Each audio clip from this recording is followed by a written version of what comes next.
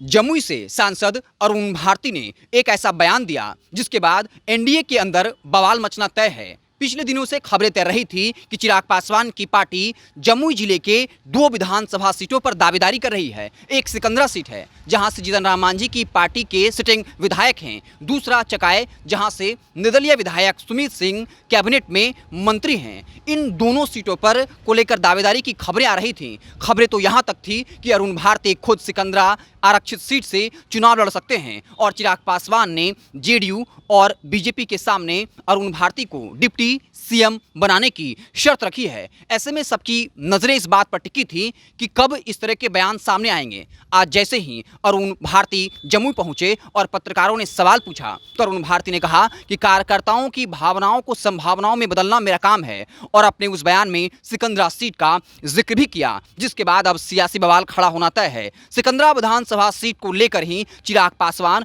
और जीतन राम मांझी पार्टी के बीच बयानों का दौर लगातार जारी है। दोनों पार्टी के नेता एक दूसरे पर बयानबाजी करते रहते हैं। मांझी ने यहां तक कह दिया कि चिराग पासवान नासमझ है, उसे अनुभव की कमी है।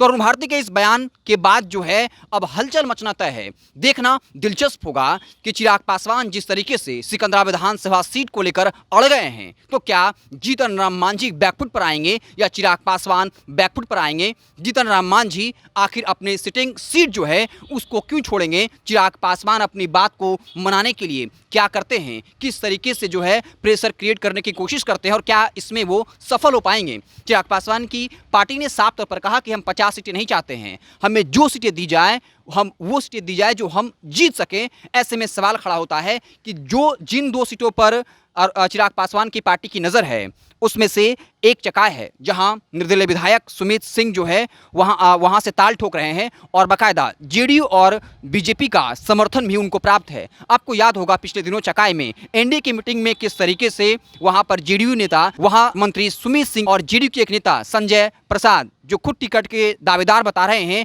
उनके बीच नोकझोंक हुई थी और देखते ही देखते पूरा मंच जो है वो अखाड़े में तब्दील हो गया था। लेकिन उसके बाद जेडीयू प्रदेश अध्यक्ष और बीजेपी प्रदेश अध्यक्ष ने मंत्री सुमित सिंह का समर्थन किया था। ऐसे में अब सवाल खड़ा होता है कि चकाय सीट और सिकंदरा सीट में से एक क्या चिराग पासवान अपनी पार्टी के झोले में ला पाएंगे। इसको लेकर अब जमुई जिले की सियासत जो है वो काफ़ी दिलचस्प हो गई है। बता दें कि अब इसको लेकर कई तरह की बातें चल रही हैं कि चिराग पासवान की पार्टी को एक तो कम सीटें दी जा रही है, जहां वो 40-45 सीटें मांग रहे थे।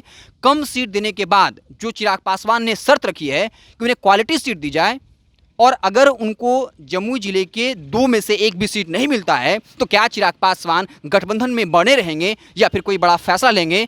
इस तरह की खबरें इसलिए भी चलती हैं क्योंकि 2020 के विधानसभा चुनाव में चिराग पासवान ने ऐसा किया था और जेडीयू को बिहार के तीसरे नंबर की पार्टी बना दिया और नीतीश कुमार वो दर्द आज तक नहीं भूल पाए हैं। ऐसे में अरुण भारती के इस बयान ने पूरे बिहार की सियासत में जो है वो हंगामा मचा दिया है या उनके इस बयान के बाद अब हंगामा मचने वाला है। साफ तौर पर अब जीतन राम मांझी पार्टी की तरफ से भी तल्ख बयान आएंगे। हमारी नज़र बनी रहेगी। आप देखते रहें द इंडिया टॉप। फेसबुक पर देख रहे हैं तो पेज को फॉलो कर लें, यूट्यूब पर देख रहे हैं तो चैनल को सब्सक्राइब कर लें। बहुत बहुत धन्यवाद।